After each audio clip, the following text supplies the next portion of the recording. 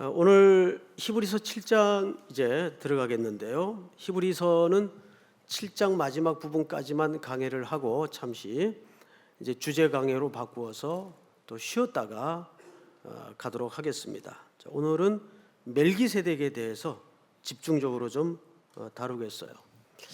멜기세덱은 어쨌든 정보도 그렇게 많이 없고 굉장히 신비한 존재입니다. 그래서 학자들 간에도 이 멜기세덱이 역사적 실존 인물이냐 아니면 천상적 상징적인 존재로만 자리매김을 해야 되는가 의견이 굉장히 많아요. 그러나 역사적 실존 인물로만 보기에는 신비한 영역이 너무 많고 또 천상적 존재로만 보기에는 그가 분명히 그 가나안의 살렘 왕국의 왕이었고 뿐만 아니라 아브라함을 만났던 기록을 갖고 있기 때문에 천상적 존재로만 보기에도 무리가 있어요. 그래서 우리는 성경 전반에 걸쳐서 가장 균형 있는 해석을 따르려면 이 양자를 다 채택을 해야 됩니다. 그러니까 역사적 실존 인물이지만 천상적 존재의 의미로도 자리매김을 함께 할 수 있다. 이렇게 봐야 전체 해석에 무리가 가지 않을 겁니다. 오늘 이 본문을 이제 준비하면서 이런 생각을 해봤어요. 사실 명확히 답이 딱 떨어지지 않는 해석들이 성경에 너무 많아요. 여러분 그 노아 홍수 때 하나님이 노아에게 방주를 짓게 하죠. 그때 치수를 얘기합니다. 정확하게. 그 치수가 혹시 단위가 뭔지 기억나십니까? 규빗이었어요. 규빗. 1규빗은 어디서부터 어디까지입니까? 이 팔꿈치에서 가운데 중앙 손가락 끝까지가 1규빗입니다. 이게 중요한 단위예요. 근데 이 문제가 있잖아요. 이제 저같이 팔이 짧은 사람은 이 규빗이 짧아요. 근데 또 우리 교회 뭐 이렇게 고석창 목사님이라든지 롱다리들이 있어요. 그분들은 팔도 길어요. 팔도. 그러면 규빗이 같을 수가 없잖아요. 다르단 말이에요. 단위는 달라지면 안 되잖아요. 근데 하나님이 이거 모르고 그렇게 설정을 했을까? 그래서 이런 걸 우리가 모호함이라 그래요. 모호함. 성경에는 일부러 모호함으로 묻어둔 내용들이 참 많습니다. 그게 하나님만이 아는 이유가 있겠죠. 그래서 오늘 이 해석에도 사실 얼핏 그런 모호함이 감춰져 있습니다. 그래서 우리가 그걸 전제로 하고 본문을 이해하는 게 겸손한 태도일 것 같습니다. 오히려 그 모호함 속에 하나님의 자유로움과 하나님의 풍성함을 감춘 경우가 많거든요. 자, 오늘 1절을 보십시다. 이 멜기세덱은 첫째 무슨 왕입니까? 살렘 왕이죠. 그리고 두 번째는 지극히 높으신 하나님의 제사장이라 여러 왕을 쳐서 죽이고 돌아오는 아브라함을 만나 복을 빈 자라. 우리 이 배경이 되는 창세기 14장 28절 18절인가요? 한번 띄워주세요. 18절이네요. 같이 읽습니다. 시작. 살렘왕 멜기세덱이 떡과 포도주를 가지고 나왔으니 그는 지극히 높으신 하나님의 제사장이었더라. 네, 여기서도 이제 세 가지로 소개를 합니다. 살렘왕 떡과 포도주를 가지고 나왔고 지극히 높으신 하나님의 제사장이었다. 자, 이 정도로 구약 성경에 소개가 됩니다. 그 외에는 시편 110편에 한 번 소개가 돼요. 4절. 한번 띄워 주실까요? 읽습니다. 시작. 여호와는 맹세하고 변하지 아니하시리라.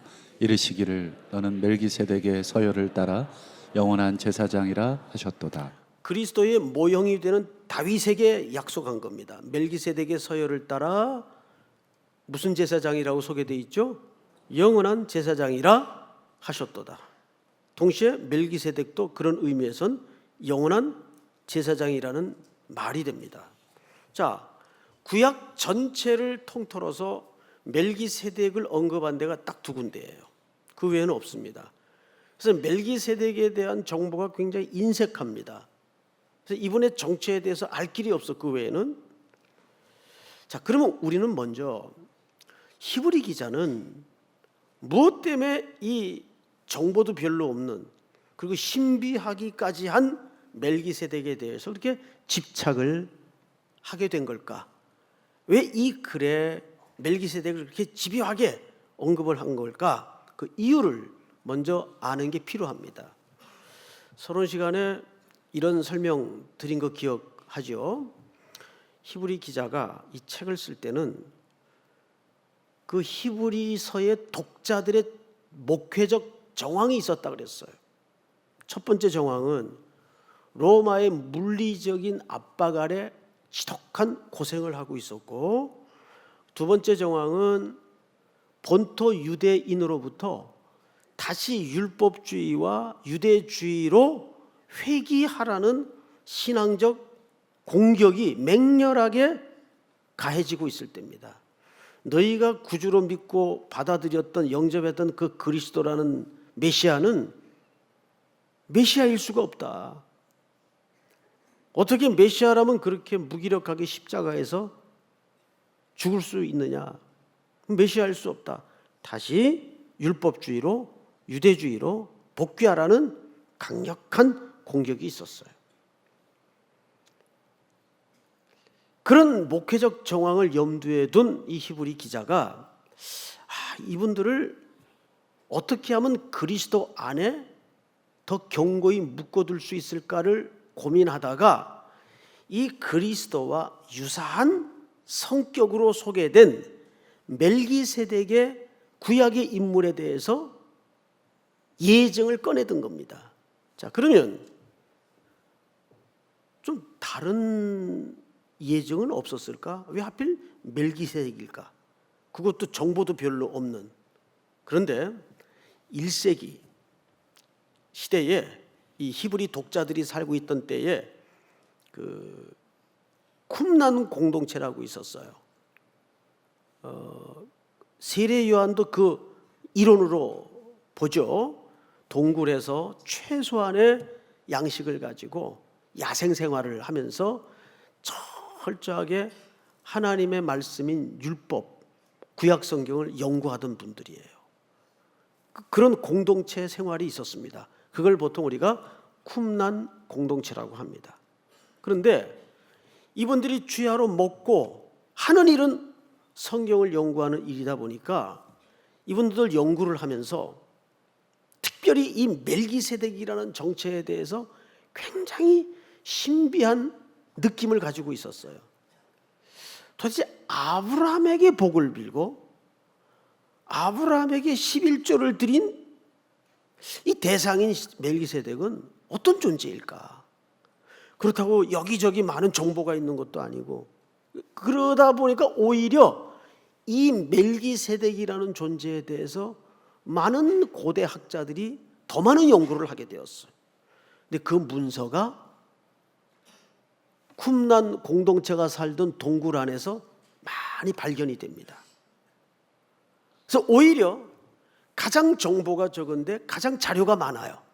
1세기 유대 문학이나 연구 자료에 보면. 그게 참 역설이죠. 그래서 유대인들이면 오히려 이 멜기세덱이라는 분의 신비함과 그 알듯 모를 듯한 정체감에 대해서 너무도 잘 알고 있는 겁니다. 정확히는 몰라도.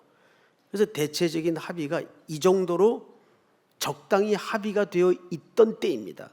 어쨌든 이분은 사람보다는 높고 아니면 또 하나님과 방불한 어떤 신적인 존재였을 것이다 정도로 규정을 해놔요. 이걸 이제 어느 교수가 아티클에서 썼는가 하면 양용희 교수라는 분이 논문에서 그런 내용을 밝혀놓습니다. 그러다 보니까 히브리 독자들이 자연히 이 쿰란 공동체의 자료에 근거하거나 또는 조상들로부터 익히 들어 멜기세덱이라는 존재에 대해서는 다 알고 있어요. 그래서 히브리 기자가 그렇게 흔들리고 있던 위기 속에 그리스도인들을 향해서 멜기세덱을 이제 쓰는 겁니다. 자, 왜냐하면 그들이 그리스도를 대제사장으로 믿지 못했던 또 하나의 중요한 이유가 자기들이 성경을 통해서 또 보고 배우고 알고 있기로는 대제사장이든지 제사장이든지 반드시 아론의 혈통과 레위 지파에서 오도록 돼 있어요. 그리고 그 반차, 서열이라고 보통 표현을 하죠. 서열을 따라서 대제사장 직분은 갖도록 돼 있습니다. 그런데 예수님은 레위 지파입니까? 아니면 다른 지파입니까? 예수님은 어디 지파예요? 유다 지파죠. 우리는 그냥 성경에 쓰니까 뭐 그러려니 하겠지만 그 시대를 살았던 사람들은 죽었다 깨어나도 이게 이해가 안 되는 거예요. 아니 어떻게 유다 지파에서 오신 분이 대제사장이라고 할 수 있는가? 그래서 히브리 기자가 이걸 어떻게 설명을 할까? 성령의 영감을 받아서 그렇다. 여러분, 레위 지파는 누구로부터 나죠? 그들의 국부격인 아브라함으로부터 나요. 아브라함의 허리에서 난다고요. 그런데 아브라함은 누구에게 11조를 드렸어요? 멜기세덱에게 11조를 드렸어요. 아브라함보다 높은 분을 예증을 들어야 되겠다. 그런데 이분이 하필 성경에 소개되기를 영원한 제사장, 하나님의 높으신 제사장이라는 수식어와 표현이 있다고요. 그런데 예수님이 어느 서열을 따라 제사장이 되었습니까? 레위 지파입니까? 이 멜기세덱의 반열입니까? 멜기세덱의 서열을 따라 제사장이 됐다고요. 그러면 자연적으로 어느 계열이 높아요? 멜기세덱의 서열이 높아요? 그들이 혈통적으로 지켜오던 레위 지파의 계열이 높아요? 당연히 멜기세덱의 계열이 높죠. 이제 그런 논리를 만들어내기 위해서 히브리 기자가 누구를 집중해 설명하는 겁니까? 멜기세덱을 집중해서 설명하는 거예요. 자, 그런 이해를 가지고 오늘 본문을 좀 보십시다. 2절 한번 같이 읽겠습니다. 시작. 아브라함이 모든 것의 10분의 1을 그에게 나누어 주니라. 이 이름을 해석하면 먼저는 의의 왕이요 그 다음은 살렘 왕이니 곧 평강의 왕이요. 네, 계속해서 멜기세덱에 대한 설명이 드려지고 있는데 여기 이제 우리가 주목해 볼 사소한 표현 같으나 절대 사소할 수 없는 중요한 표현 하나가 있죠. 자, 이것은 의의 왕, 살렘 왕을 묘사합니다. 근데 그 대상이 전부 하나예요. 멜기세덱이라는 사람, 그리스도의 예표가 되는. 문제는 오늘 표현해 보면 이렇게 돼 있어요. 먼저는 의의 왕이요 그 다음은 살렘 왕이니. 아니 뭐 살렘 왕이요 의의 왕이든 의의 왕이요 살렘 왕이든 어차피 한 사람을 설명하는 거라면 그 순서가 그렇게 중요할까? 그런데 성경 기자가 그 순서를 일부러 중요하게 여기듯 기록을 했어요. 어떻게 표현을 했죠? 먼저는 무슨 왕입니까? 그 다음은 무슨 왕입니까? 이런 사소한 듯 보이는 표현은 순서를 강조한 걸까요? 안 한 걸까요? 강조한 거죠. 그럼 이 순서가 뜻밖에도 중요하다는 얘기예요. 자, 왜 중요할까? 의의 왕이라는 것은 하나님의 공의를 말하는 겁니다. 자, 그럼 하나님의 공의는 뭐예요? 에덴 동산에서 아담과 계약을 맺죠. 저 중앙 동산의 실과를 먹는 날에는 죽는다. 이게 계약이었어요. 그 말은 실과의 어떤 특이한 물질이 있어서가 아니라 하나님의 통치 아래 있을 때만 내가 안전하다 그 뜻이에요. 하나님의 명령 체계 아래 있을 때만 네가 안전하다 그 뜻이에요. 그런데 아담이 범죄합니다. 범죄한 죄의 대가는 성경에서 뭐라 그랬죠? 사망이에요. 죽어야 돼요. 그런데 하나님은 사랑하는 아담을, 아니 인류를 영원히 죽일 수가 없었어요. 사랑하시기에. 그래서 하나님께서 꺼내던 카드가 독생자 예수 그리스도를 사람의 몸을 입혀서 이 땅에 제물로 어린 양으로 보내시는 겁니다. 그래서 그 예수님이 십자가 제단에 우리 죄값을 대신해서 지불 되시는 거예요. 그래서 마지막에 예수님이 십자가에서 하셨던 말씀이 다 지불되었다, 다 이루었다 그 말이에요. 이 죄값은 다 지불되었다. 그리고 고난을 마치셨어요.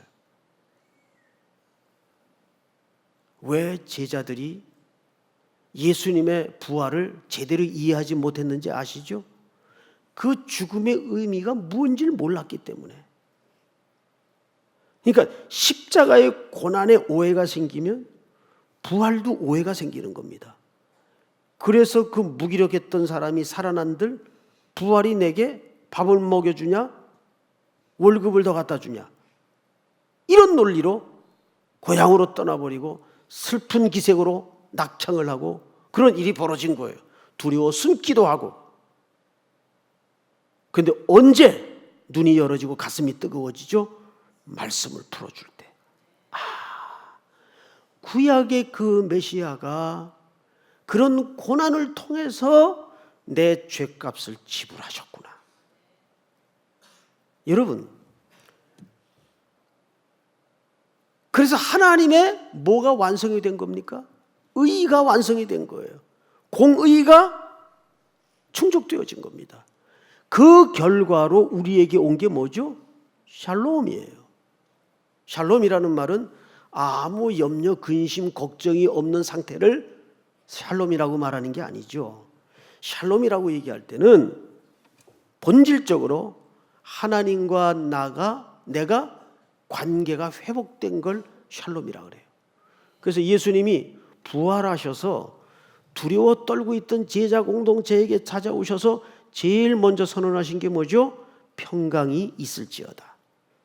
십자가의 고난을 지난 이후에 제자 공동체에게 선언하신 첫 번째 말씀이에요. 너희에게 평강이 있을지어다. 숨을 내쉬며 가라사대 성령을 받으라. 거기 숨을 내쉰다는 말은 창조주 하나님의 다시 살리시는 호흡이에요. 마치 진흙으로 빚어진 아담의 코에 생기를 불어넣듯이 두 번째 재창조가 부활의 주님에 의해서 이루어지기 시작하는 겁니다. 여러분, 그래서 먼저는 의의 왕이요, 그 다음은 뭐라? 살렘이라. 살렘. 이 순서는 뒤집어져서는 안 돼요. 하나님은 우리에게 평강을 주실 때, 은혜를 주실 때, 그래 죄 없는 걸로 해줄게, 없는 걸로 치자, 절대 그건 하나님의 공의적 속성이 아니에요.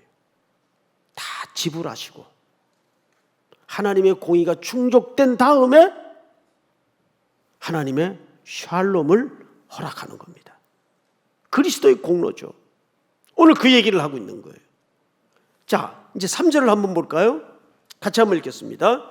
시작. 아버지도 없고 어머니도 없고 족보도 없고 시작한 날도 없고 생명의 끝도 없어 하나님의 아들과 닮아서 항상 제사장으로 있느니라. 이거 이해가 되세요? 어떻습니까? 아까 제가 분명히 멜기세덱은 천상적 존재뿐만 아니라 실존했던 역사의 인물이라고 말씀을 드렸죠. 그런데 어떻게 아버지도 없고 어머니도 없어요? 시작한 날도 없고 끝도 없고 당연히 족보도 없죠. 이 문장이 성립이 되냐 그 말이에요. 어떻게 생각하세요? 근데 이런 표현이 있죠. 생명의 끝도 없어 하나님의 아들을 닮아서 항상 영원히 제사장으로 있느니라 그 말이에요. 자, 이제 이 기록의 의미를 조금 어렵지만 설명을 드리겠습니다. 성경이라는 책은 크게 세 가지 서클로 이루어져 있어요. 첫째는 역사, 시간이라는 역사 속에 성경은 만들어지죠. 두 번째는 신학, 세 번째가 문학입니다. 성경은 여러 문학의 장르로 기록이 돼요. 시어로 표현이 되고 잠언으로 표현이 되고 또 역사의 기록 방법으로 표현이 되고 많은 장르로 표현이 돼요. 그 중에 이 당시 유대인들이 자주 쓰던 문학 기법이 있었습니다. 그 문학 기법이 뭐냐면 침묵 기법이라는 방법이 있어요. 이 말은 무슨 뜻인가 하면 말하지 않음으로써 메시지를 드러내는 방식이 있었어요.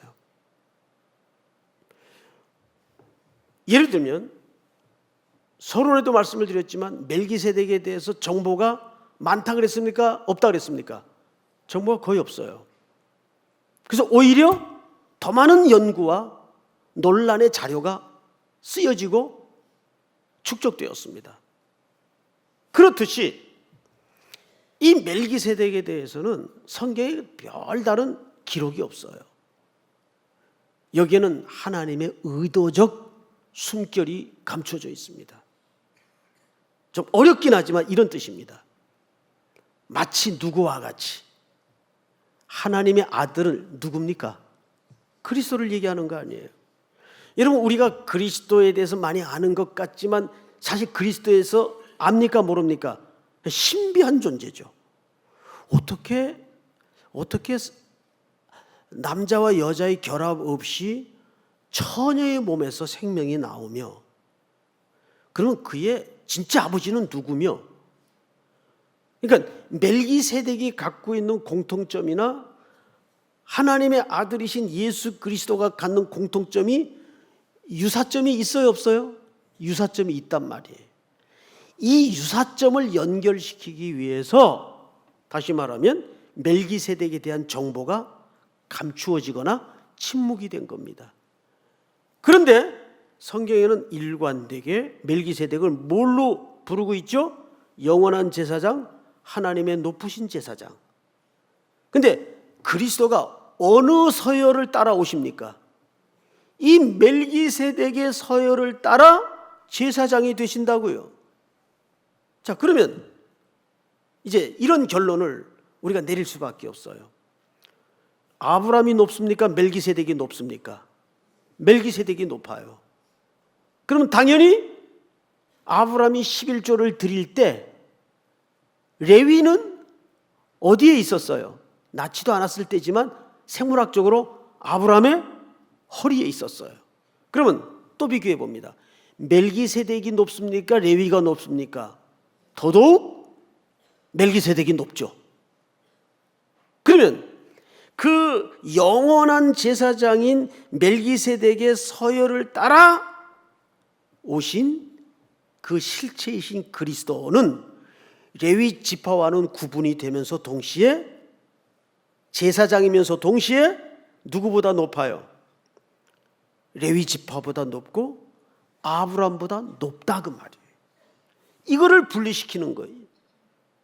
이 분리시켜야 되는 이유는 유대인들이 가졌던 의문점 때문입니다. 어떻게 레위 지파가 아닌데 제사장이 될 수 있는가? 이게 유대인들이 그리스도 안에서 흔들리던 매우 중요한 가치였기 때문입니다. 결국 문제는 뭐냐면, 자, 마지막 9절에 이렇게 돼 있어요. 또한 10분의 1을 받는 레위도 아브라함으로 말미암아 10분의 1을 바쳤다고 할 수 있나니, 자, 앞을 보실까요? 아브라함이 멜기세덱에게 10분의 1을 드릴 때 누구도 바쳤다는 겁니까? 레위도. 근데 그때 레위는 안 태어났을 때거든요. 어디에 있었어요? 생물학적으로? 아브라함의 허리에 있었어요. 그런데 바쳤대요. 이게 이제 유명한 우리 기독교의 가장 중요한 핵심 교리가 생성되는 대표성의 원리입니다. 우리가 아담이 죄 지은 거하고 내 죄하고 무슨 상관이 있어요? 아니요. 아담이 범죄할 때 생물학적으로 우리는 이미 그 안에 있었어요.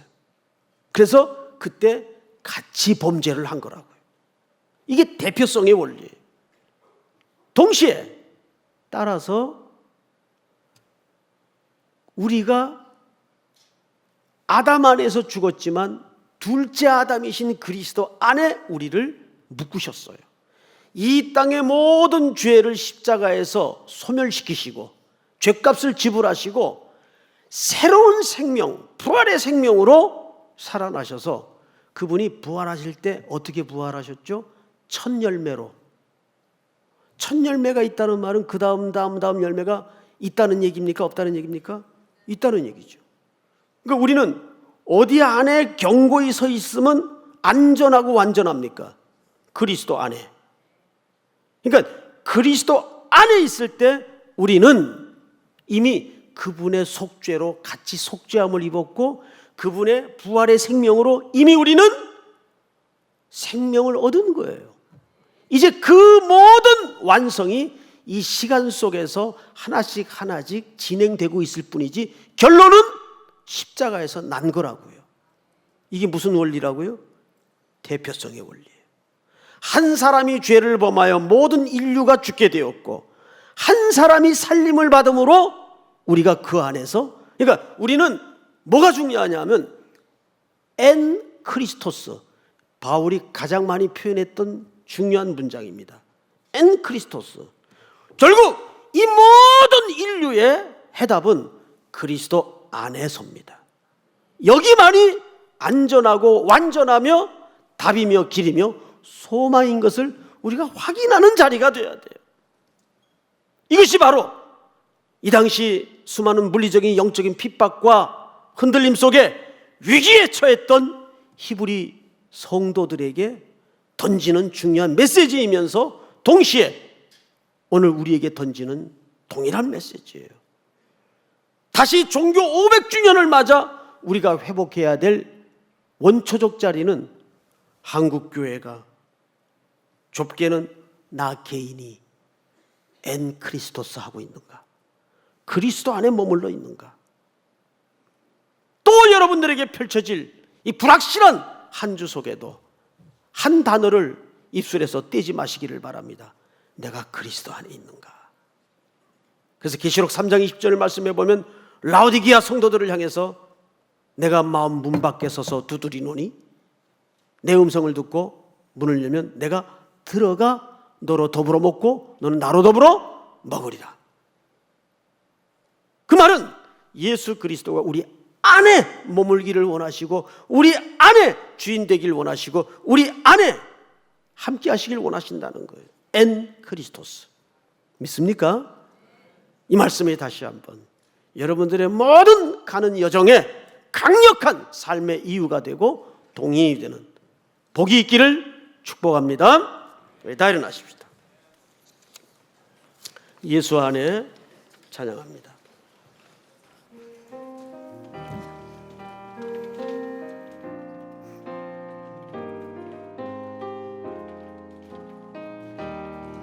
예수 안에 소망 있네 내 빛과 힘 나의 노래 환난 중에 도우시는 주 나의 견고한 반석 크신 사랑 크신 평화 두려움에서 날 건지네 내 위로자 내 모든 것 주 사랑 안에 서리라 완전하신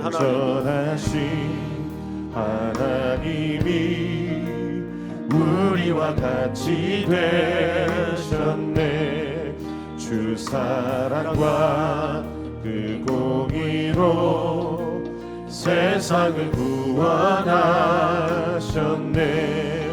십자가에 주 달리사 그 진노를 거두셨네.